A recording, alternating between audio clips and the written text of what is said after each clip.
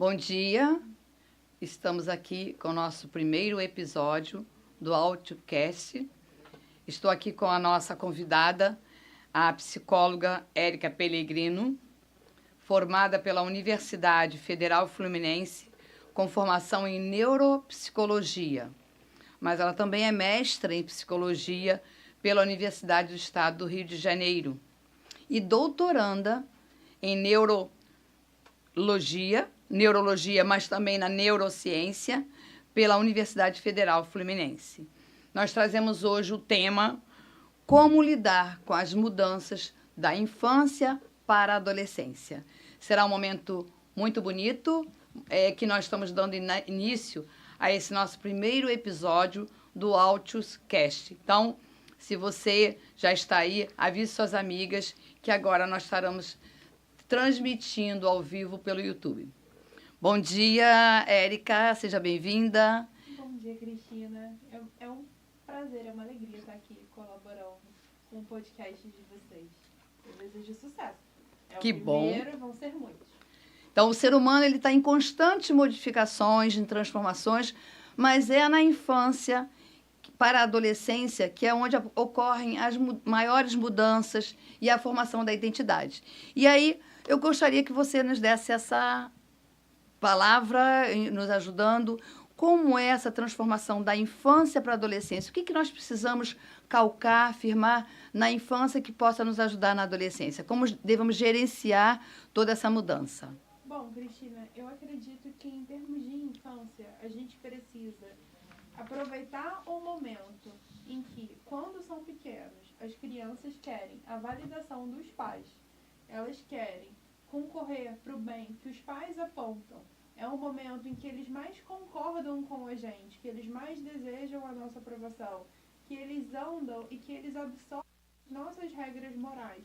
A gente precisa focar bastante nessa formação da infância, que eles saibam muito bem isso, que seu filho obedeça, que o seu filho tenha bons hábitos alimentares, que o seu filho tenha bons hábitos de obediência, que ele tenha bons hábitos de saber brincar no coletivo, porque quando chegar na adolescência, o que vai acontecer? Gradativamente, a sua influência vai diminuir. Então, o que é essa transição da infância para a adolescência?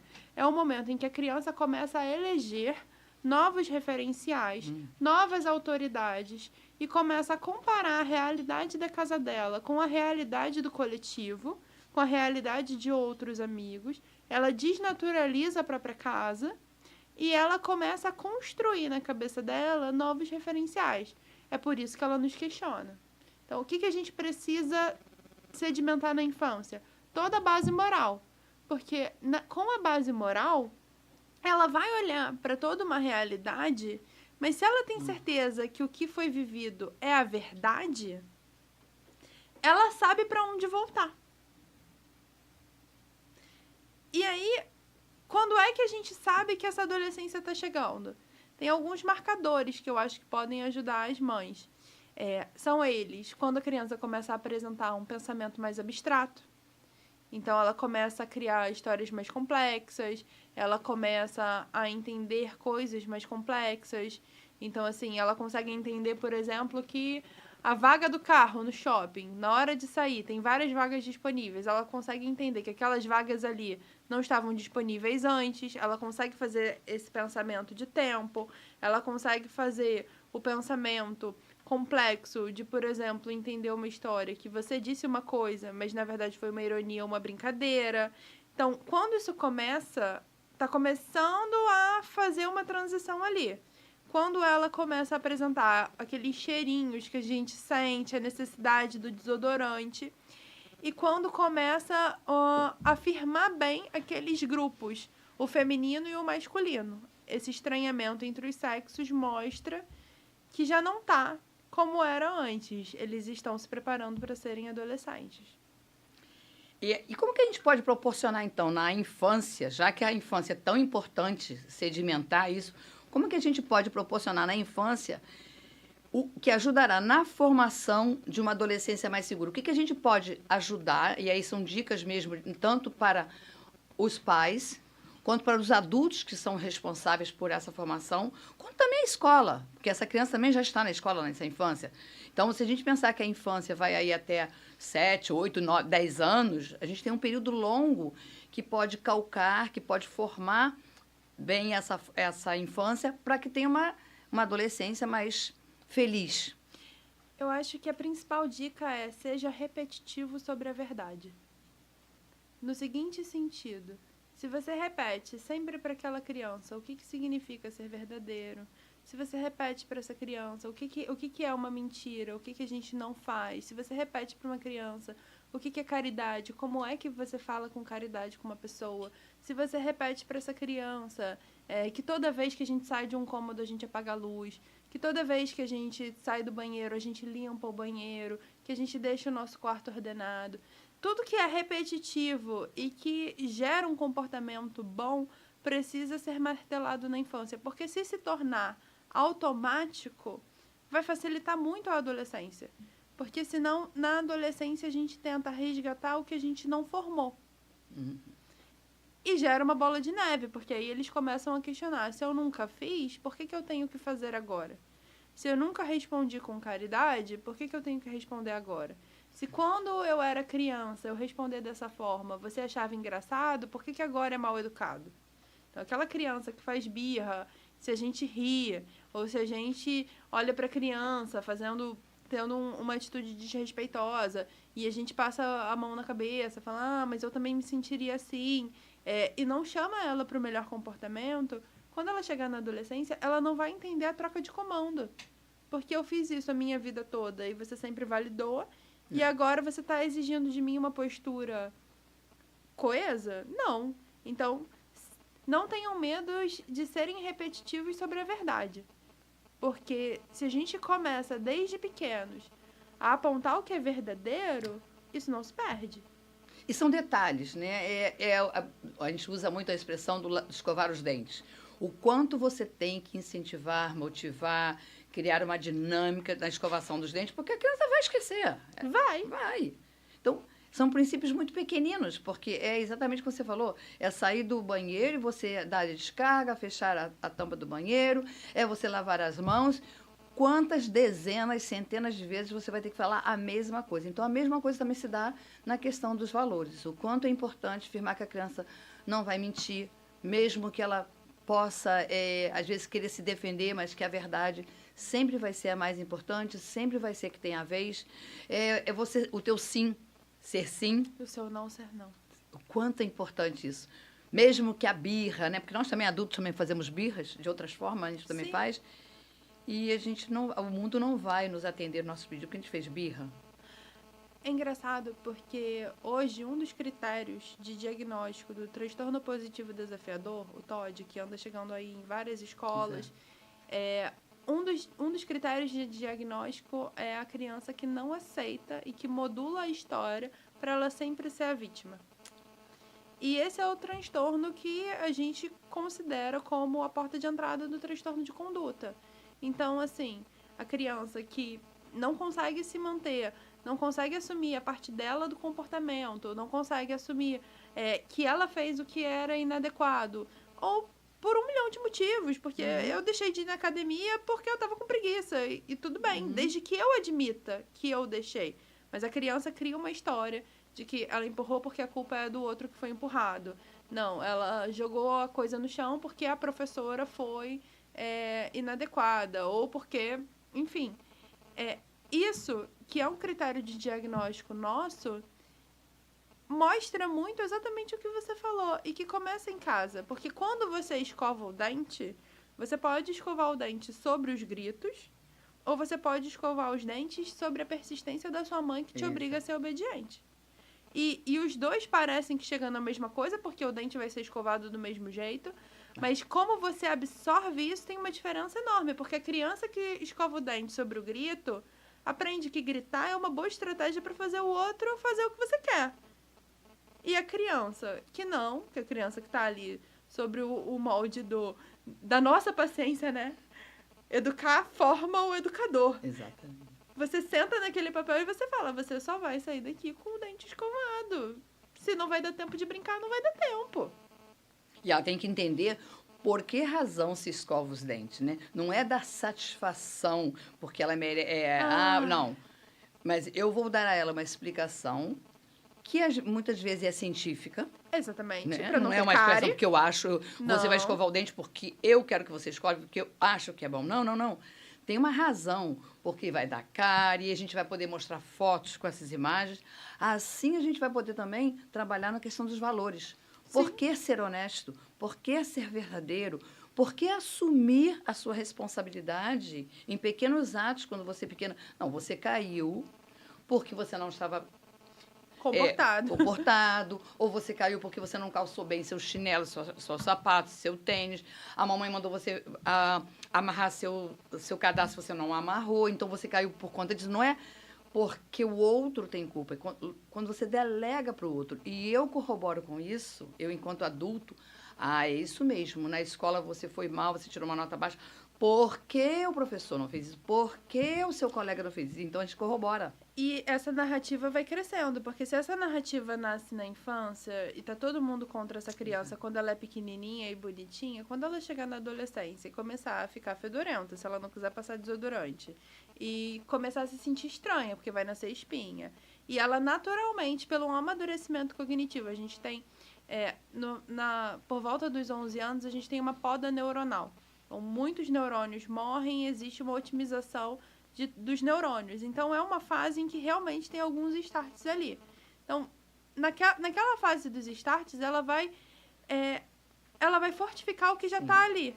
E quando ela fizer isso, se ficou para ela que o mundo está contra ela e ela tem que se proteger da escola, da professora, e, na verdade, ela é linda, perfeita, plena, e tá todo mundo contra ela, você está condenando seu filho a uma vida muito, muito, muito infeliz, né?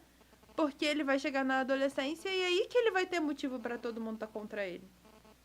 Porque é um momento mais difícil, é um momento de uma mudança de corpo muito, muito abrupta, muito rápida. E que vem com uma maturidade de pensamento que geram-se muitas hipóteses na cabeça de um adolescente e que a gente tem que confirmar o que é bom, o que é belo e o que é verdadeiro. Senão, a gente confirma um pensamento que vai gerar sempre para ele uma posição negativa. Então, eu acho que na infância, o que a gente não precisa ter medo do que nossos filhos vão pensar se nós nos tornarmos repetitivos. Porque a repetição é a base da educação. E a fala que a gente muitas das vezes ouve na escola, mas se eu for tão rígido quanto vocês querem, eu vou perder o meu filho. Não, não. Você já está perdendo no momento em que você não se responsabiliza com o papel de ser pai, de ser mãe, porque ninguém deve ocupar esse papel. E ninguém consegue ocupar esse papel. E ninguém consegue, exatamente. Então, o quanto eu sou responsável pela formação desse ser que não está formado, ele está em formação. Então, o quanto eu posso... E aí vem uma questão muito... quanto eu posso passar de responsabilidade para ele, para essa transição, nessa transição, quanto eu posso passar dessa infância para a adolescência, o quanto eu posso passar de responsabilidade para ele, para que ele não seja nesse mundo tão imaturo, porque a verdade é essa, é tanta chamada para esse adolescente, é tanta coisa bonita que não favorece uma vida madura, é tanto apetrechos que acabam que eu fico vendida enquanto adulto, fico vendida enquanto pai e mãe no mundo, porque eu quero atender também o mundo meu, porque hoje a gente ouve assim, mas todo mundo faz? Olha, é muito complicado, porque... É muito complicado, porque se a gente entra na educação de todo mundo, vamos parar para pensar, quantas pessoas têm um sucesso profissional? É para todo mundo? Quantas pessoas têm um casamento bem-sucedido? É para todo mundo? Então, se a gente, na hora de educar, a gente quer o para todo mundo, ok, vocês querem o para todo mundo. Então, vocês vão dar acesso ao que todo mundo tem, vai assistir o que todo mundo assiste, só depois não queira ter a consequência da minoria. Porque é uma coisa lógica. Se todo mundo tem acesso a tudo, e esse todo mundo que tem acesso a tudo tem na vida adulta uma vida desordenada, então a gente vê que o coletivo leva a isso. Se a gente não quer que lá na frente eles façam parte desse coletivo, aqui atrás eu não posso usar o coletivo como parâmetro. É uma questão de lógica. Porque o que está gerando uma geração imatura? É ter acesso a tudo que quer, na hora que quer, e não ter que dizer não para si mesmo. Então, se eu não digo não para eles quando eles são pequenos, como é que eu quero que eles aceitem esse não lá na frente? Então, quando você pergunta assim para mim, como é que eu passo essa responsabilidade se eles têm uma tendência a ser imaturos? Tem uma regra de uma pedagoga muito famosa, maravilhosa, da Maria Montessori, que eu levo pro meu coração, que é: não faça pela criança o que ela já é capaz de fazer. Se a gente faz a cama quando eles já conseguem, se a gente fica ali no banho e dá banho quando eles já conseguem, se a gente arruma a mochila quando eles já conseguem, se a gente dá conta da agenda, dos deveres de casa e fica ali com os deveres de casa e eles já conseguem, o que a gente está dizendo para eles? Você não precisa tomar a responsabilidade da sua vida porque eu estou fazendo isso para você. É diferente de eu pegar a agenda do meu filho e questionar: o dever de casa já foi feito?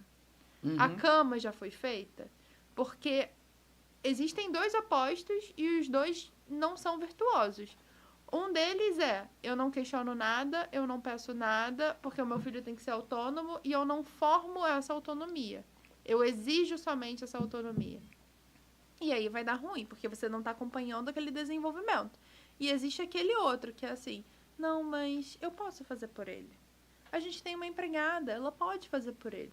Ela já está aqui, ela vai fazer a minha cama, por que ela não pode fazer a dele? Porque você é uma pessoa adulta, você já desenvolveu esses hábitos, a gente espera, você já tem outras coisas de trabalho para fazer.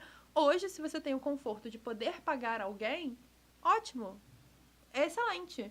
Mas isso te tira uma coisa da sua rotina. A dele ainda está em construção. E se ele, em algum momento da vida, morar num lugar onde ele não tem essa pessoa? Como é que ele vai ter esse hábito de deixar a cama feita todos os dias? Então, a gente tem que pensar... Eu não sou a favor de dizer criar filho para o mundo. Eu prefiro dizer criar o filho para o transcendente. Porque eu acho que é muito melhor criar o filho para ele ser a melhor pessoa que ele pode ser. Então, o seu filho, na melhor versão dele, pode morar fora.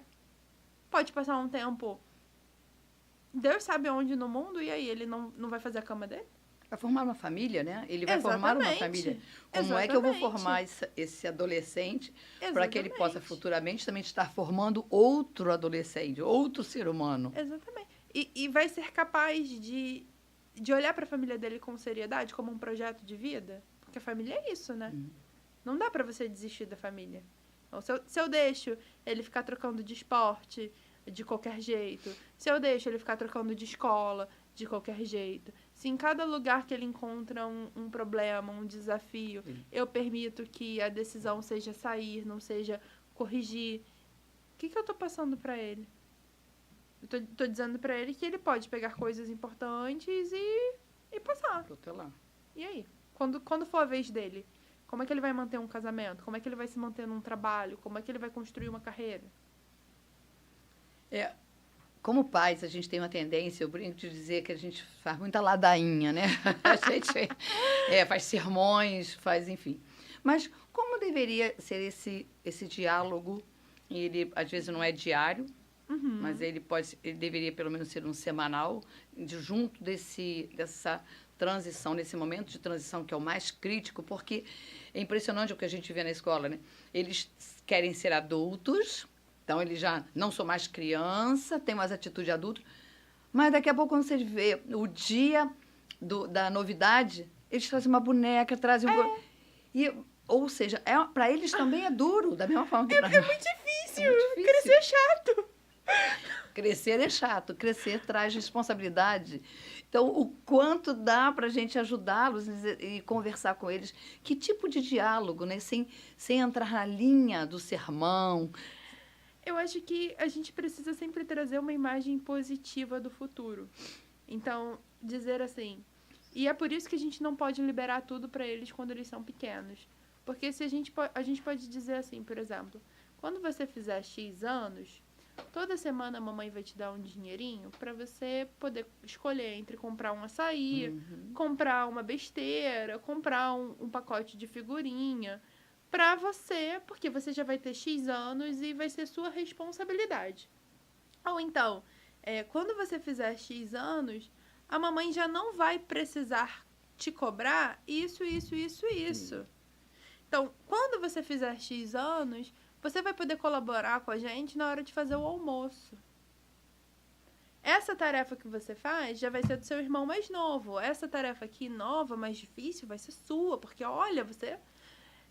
Ou então, você já tem X anos, a gente já consegue hoje, por exemplo, por você ter uma certa altura, te levar em determinados tipos de passeio que você antes não ia. Então, a gente precisa sempre apontar que crescer é maravilhoso. Porque, no ponto de vista deles, eles estão vendo o que eles estão perdendo. Mas crescer é maravilhoso. E ser capaz de realizar coisas é maravilhoso. E apontar também a maravilha que é ser adulto. Então, você vai crescer, você vai ter o seu dinheiro, você vai estudar o que você gosta, você vai fazer uma faculdade muito legal, você vai formar a sua família, você vai viajar, você vai conquistar coisas boas, você vai poder fazer um monte de trabalho voluntário, você vai poder fazer um monte de coisa maravilhosa, mas para isso você hoje precisa cumprir suas obrigações.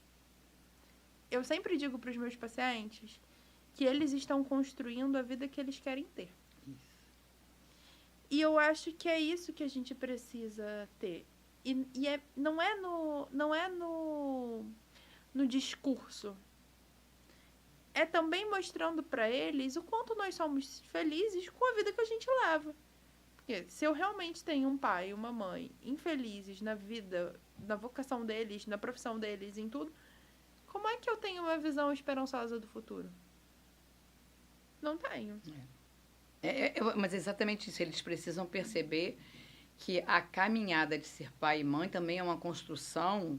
E aí vem o pedir desculpa, né? Quantas vezes a gente também erra, e quando você coloca ali o que é mais fácil, fazer com que ele tenha uma atitude positiva na base do grito, ou na base do diálogo, na base da relação, de dizendo o quanto é importante tomar o lado positivo, o quanto é importante você ter uma boa ação, que existe, todo crescimento tem um sofrimento, todo o crescimento. Dor nos ossos.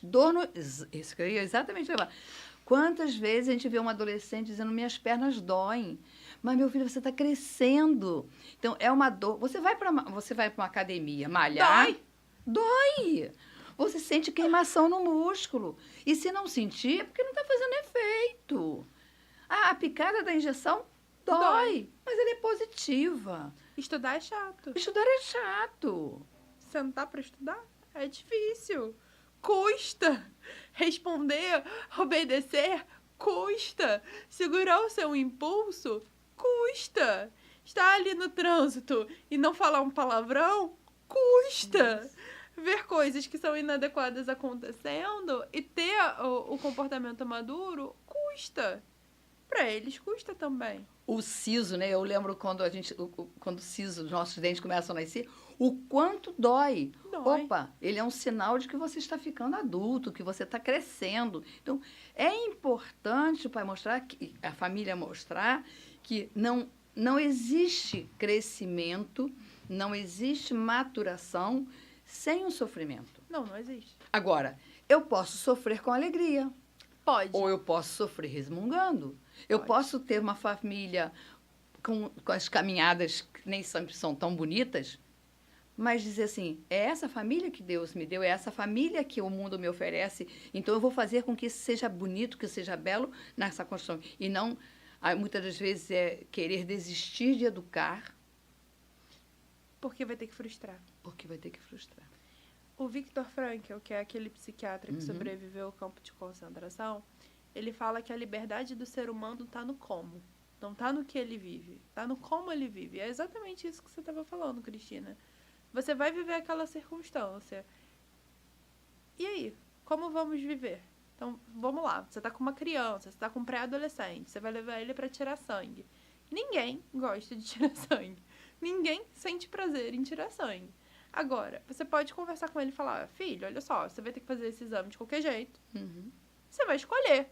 Ou você vai chorar até se cansar e fazer cansado, depois de ter chorado, depois de a gente ter se estressado, de eu ter gritado, ou a gente vai bem. Se a gente for bem, o que a gente pode fazer depois? Alguma coisa bem legal, para que a gente não lembre que hoje foi o dia de tirar sangue, hoje foi o dia do passeio mais legal.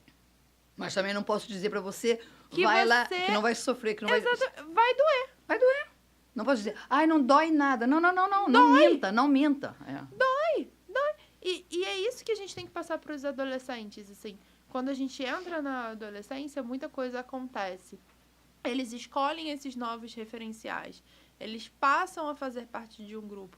E a gente precisa ter muito cuidado onde nossos filhos estão, que papéis eles passam a ocupar, a casa de quem eles frequentam, o que acontece no play do condomínio. Eles passam a descer. Qual é o grupo onde ele está? Quem são essas pessoas? Em quem ele vai começar a se espelhar? Quem é a Billie Eilish que tá falando por aí? Quem é a tal da MC Pipoquinha que tá falando por aí? Quem é o Felipe Neto? Eu preciso saber as pessoas que estão conversando com o meu filho, que estão dando conteúdo pro meu filho, que estão influenciando o comportamento dele. Érica, meu filho vive sem telefone. Ok, mas ele vai ver no telefone da amiga. Ele vai escutar. Vai chegar nele. Exatamente. Às vezes eu gostaria que não chegasse, ok? Mas eu preciso te dizer que vai chegar. Vai chegar. E aí eu pergunto para você assim, o que os pais podem oferecer para melhor viver esse desafio? O que eles podem, porque de verdade os desafios vão aparecer, mas o que esses pais podem oferecer a esses adolescentes, essa transição, nesse momento que é o mais difícil, porque depois que se instala... É ótimo. Ótimo. Bom, uma coisa muito importante quando eles entram na faixa dos 10 para os 11 anos é a gente buscar um grupo que seja de adolescentes, mas que de preferência tenha a ascendência de uma pessoa adulta. Pode ser um grupo religioso, como a gente tem, por exemplo, EAC, ECID, outros. Pode ser um grupo, por exemplo, como os escoteiros. Pode ser um grupo, por exemplo, como um time de futebol, mas que tenha um bom técnico. Pode ser um grupo de vôlei. Pode ser, mas que tenha a ascendência de uma pessoa adulta. Por quê? Porque os adolescentes vão se organizar num grupo. Esse grupo não necessariamente vai ter o melhor funcionamento, mas a gente precisa ter uma pessoa bem formada que tenha ascensão sobre eles para chamar eles sempre ao melhor comportamento. Ok. Então, tem uma pergunta que surge, que é como lidar com grupos, né, e exclusões? A importância dos exemplos dos pais, porque o grupo ele acaba alijando uns e elegendo outros. Como lidar com... Porque na relação de amigos, e aí vai acontecer, seja no futebol, seja na festa, tem aquele que vai dizer, esse é meu amigo porque tem essa e essa característica, então, e eu não quero que você seja amigo do fulano porque eu também não quero... Enfim, como lidar com isso? Quando a gente estuda a psicologia dos grupos, a gente vê que não vai ter 2 líderes, não tem 2 caciques na mesma tribo. Com certeza. Então, a gente primeiro tem que dar nome aos bois. A gente precisa saber quem são as pessoas que estão ocupando cada tipo de posição. Então, tem as pessoas que são polêmicas, em geral. São aquelas pessoas sobre quem se fala, que é a pessoa que surge o tema da fofoca. Então, a fulaninha é isso ou a fulaninha é aquilo. São pessoas que normalmente se dão bem com o grupo em geral, mas que são pessoas que vão ser apontadas. E são pessoas que normalmente gostam desse tipo de atenção. Se o seu filho é essa pessoa, você vai ter que ter uma abordagem completamente diferente do que seu filho é uma liderança que está indo pelo positivo. A pessoa que é a liderança que vai pelo positivo, ela vai falar sobre essa criança que é polêmica, mas ela vai falar de uma determinada forma. Vai ser diferente, por exemplo, da criança que o quê? Que é mediana, que ela olha aquele líder e ela gostaria de ser daquele jeito, mas ela tem outras questões e ela tá ali, mas ela tá validando o que está sendo dito. Essa criança que tem um protagonismo, que é líder, e que, de certa forma, é o que a gente chama de popular, ela naturalmente vai ter umas rejeições. Só que essas rejeições particulares dela, normalmente são assumidas pelo grupo. E aí formam-se os rejeitados, que são as pessoas de quem só se fala mal. E tem as pessoas que ela ignora. Então, são as pessoas que acabam sendo negligenciadas, que ninguém fala nem positivo nem negativo. Quem é seu filho nesse grupo? Você vai saber de acordo com o que ele traz sobre a escola. Ele é convidado ou não para as festas? Como é que isso impacta nele? Como é que as pessoas falam sobre ele? Como é que ele relata sobre os amigos? Ele está falando muito alto? Crianças mais polêmicas falam alto. Crianças mais polêmicas mudam interesses muito rápido, até para gerar conteúdo para o grupo. São crianças que lidam bem com o momento da rejeição, mas que estão sempre buscando formas de estar sobre a atenção. Elas não ligam de ser rejeitadas desde que elas sejam um tema do momento. São diferentes das outras crianças. Então, quem é seu filho nesse grupo? Ah, meu filho está sendo rejeitado. Tá, por que seu filho está sendo rejeitado? Normalmente são crianças com baixa autoestima, são crianças que não conseguem reparar a regra social. Então, são crianças que às vezes não entendem uma piada, são crianças que às vezes não conseguem entender como fazer o asseio, como fazer um autocuidado. São crianças que às vezes a forma de se expressar atende, não atende. São crianças que às vezes gostam de um determinado tipo de conteúdo, de um determinado tipo de esporte, que não se conforma muito com o gênero. Então, é aquela menina que talvez goste mais de futebol. E aí, se o seu filho está nesse grupo que está um pouco mais rejeitado, a primeira coisa é identificar se ele sofre o que a gente chama realmente de bullying, que é quando existe uma violência direcionada, uma fala violenta, insistente, com o objetivo da criança se sentir mal, ou se é um processo de grupo. Porque se é um processo de grupo, a gente consegue proporcionar em outros espaços grupos de convivência onde aquela criança vai se sentir inserida. Então, a criança que está numa determinada posição num grupo na escola, na aula de futebol vai estar em outra. Isso. Na aula de ginástica olímpica vai estar em outra. Uhum. No grupo da igreja vai estar em outra. Então, a gente precisa garantir que nos grupos, entre os grupos, ele encontre algum amigo. Que é uma relação de troca em que a pessoa fale a verdade e leve ele para a virtude. Ok. Surgiu uma pergunta aqui do Patrick. Como aplicar esses métodos para os diferentes tipos de temperamentos? Colérico, sanguíneo, fleumático e melancólico. Bom, dependendo do tipo de temperamento, a criança vai se colocar num lugar no grupo. Por exemplo, se você tiver um filho colérico, provavelmente ele vai ser o polêmico da situação. Ele vai se rebelar. Ele vai ser o polêmico da situação. O sanguíneo vai ser o líder que não vai perceber que tá excluindo a outra pessoa e que quando você vai chegar pra conversar com ele, ele vai falar: é sério que eu fiz isso? Eu excluí o fulano, mas ele tá triste e você vai ter que repetir 10 vezes aquilo.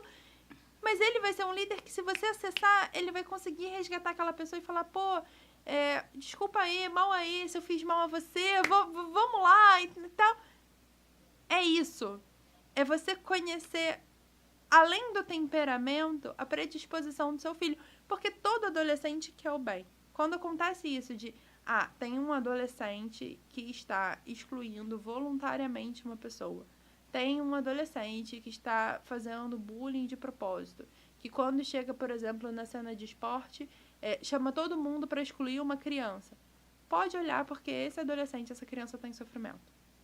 Ninguém exclui o outro para se autoafirmar se está com uma autoestima boa. Então, vem uma pergunta para você. Uhum. Quando é que os pais devem procurar uma ajuda? Em que momento que eles, assim, alerta, né? Aquele sininho, aquele grilinho que diz: preciso buscar uma ajuda? Eu acho que a primeira coisa é confiar na escola. Uhum. Porque, gente, conforme eles vão crescendo, a escola vai sendo cada vez mais importante. E aí, se você confiou naquela escola para instruir e ajudar na educação, porque, vamos falar a verdade, a escola ajuda na educação das crianças. Assim, uma boa escola ajuda na educação das crianças. Então, se a escola está observando algo, a escola está vendo o comportamento do seu filho, está em você. Você é uma variável muito importante. A criança não se comporta igual na presença e na ausência da mãe. O adolescente não se comporta igual. Então, se a escola está sinalizando alguma coisa, escute a opinião de um especialista. Segunda coisa, se o seu filho está infeliz, se o seu filho está triste, se essa tristeza permanece mais de 2 semanas e não tem um motivo objetivo, ou seja, a avó faleceu, óbvio que seu filho vai ficar triste. Mas se não tem um motivo objetivo, ou se foi por alguma coisa que aconteceu na escola, no grupo, enfim, passou de 2 semanas, busca a opinião de um especialista. Por quê? Pode ser, inclusive, que a interpretação do seu filho seja aumentando um evento que aconteceu. Então, por exemplo, aquele evento aconteceu, todo mundo participou daquele evento e só ele lembra. E ele acha que todas as pessoas ainda estão olhando para ele, cobrando aquele evento. Então, isso merece um olhar do especialista. E não ter medo quando a gente fala sobre eles iniciarem num processo de terapia. Faz parte. Porque às vezes vai ser necessário. É melhor que ele passe por uma terapia, que ele consiga entender quem ele é e passar por esse processo bem, do que ele ficar tentando criar justificativas para o próprio comportamento, agindo pelo impulso e ficando infeliz. Assim como você leva ao médico quando ele diz que tem uma dor. Ou existe o sofrimento da perda dos dentes. Às vezes uma criança perde o dente de leite, quando você vai ver o dente definitivo, ele vai nascer torto, o que você faz? Vai procurar um dentista. Então, a mesma coisa. Se ele vai demonstrar que está precisando de ajuda. Ele vai dar indícios que está precisando de ajuda. A gente precisa fazer uma leitura diária do rosto do nosso filho, das atitudes do nosso filho. E vai precisar estar muito, como você diz, quais são os grupos que ele frequenta. Então, a escola é onde ele fica a maior parte do tempo. O grupo de futebol, ele precisa ter esse trabalho. Por isso que lá no Colégio Everest, a gente tem um programa chamado Educação para o Amor. Por quê? Porque ajuda os alunos que às vezes não tiveram condições de dialogar com seus pais de forma natural sobre a sensualidade, sobre a sexualidade, porque é importante. É tanta mudança no corpo que ele precisa saber. Opa, eu às vezes não sinto o meu cheiro. Né? Eu tenho alunos que dizem, me estão dizendo que eu estou tirando de cheirinho, mas eu não sinto o meu cheiro. Mas os outros sentem. Então, eu preciso estar atenta a essas mudanças também de hormônio. E é importante que a gente ajude esses adolescentes a sofrerem menos, não no sofrimento de que devem passar pelo sofrimento, mas não passarem uma rejeição da sociedade. Eu acho que a gente precisa localizar o seguinte, por exemplo, hoje, se eu falar uma palavra um pouco mais dura, mesmo que não seja a minha intenção, talvez por ficar com fome ou estar com sono, pode ser que você se magoe. Agora, que você tenha a coragem, que é a autenticidade, de vir até mim e dizer, Érica, você falou aquilo assim, assim, assim, eu não gostei. O que você quis dizer com aquilo? E que você me dê a chance de eu corrigir. E que eu tenha a humildade também de pedir desculpa. Olha, me desculpa, Cristina, eu não falei com você da melhor forma. Só que esse diálogo aqui exige uma maturidade muito grande. E esse diálogo aqui, muitas vezes, só vai acontecer se um adulto chegar e chamar nós duas para resolvermos. Então, a gente precisa ter essa noção de que muitas coisas poderiam ser resolvidas só no âmbito da escola. Muitas coisas poderiam ser resolvidas só no âmbito do acompanhamento pessoal. Agora, quando depois da situação resolvida, das falas serem ditas, aquilo ali ecoa dentro do coração da pessoa e ela não consegue passar por aquilo, aí está na hora de ver um acompanhamento. Ou quando aquela criança não ecoa nela, mas ela está gerando uma série de desafetos e ela não percebe, ela também precisa de um acompanhamento. É sabido hoje, doutora Érica, que a adolescência não vai mais até os 18, né? 19. Eu discordo disso, tá? Eu discordo disso. Hoje a leitura, pelo menos que a gente lê hoje, que Sim, essa adolescência está se esticando aí pelos 24, enfim. Mas o que se espera quando eu falo de um adolescente, esse adolescente mesmo, esse está nos seus 12, 16, 17 anos, o que se espera dele? Para que os pais possam dizer assim, eu vou ticar, né? O que eu estou esperando desse adolescente, apesar de todos não serem iguais, mas o que se espera que ele chegue aos 19 anos, porque a adolescência nasceu no teenagers, né? Na parte do teen. Então, pra mim, eu ainda tô nessa fase, ok? Eu li todos os artigos que dizem que vai até os 25, mas eu discordo de todos. Pra mim, termina aos 19 anos, porque depois vem o 20. Então, acabou. Então, aos 19 anos, a gente precisa dar uma olhada no que é de atividade de vida diária. Meu filho consegue minimamente fazer uma comida para se alimentar? Minimamente cuidar das próprias roupas? Minimamente cuidar do asseio do próprio espaço? Minimamente cuidar da organização do próprio espaço? Se hoje for necessário que ele more sozinho, ele consegue dar conta disso? Ele consegue dar conta das suas emoções? Ele resolve os próprios problemas? Ele é uma pessoa assertiva? Ele tem essa autenticidade? Ele consegue chegar para alguém e resolver as intercorrências que aconteceram no ambiente de trabalho? Ele já desenhou uma carreira? Isso é muito importante.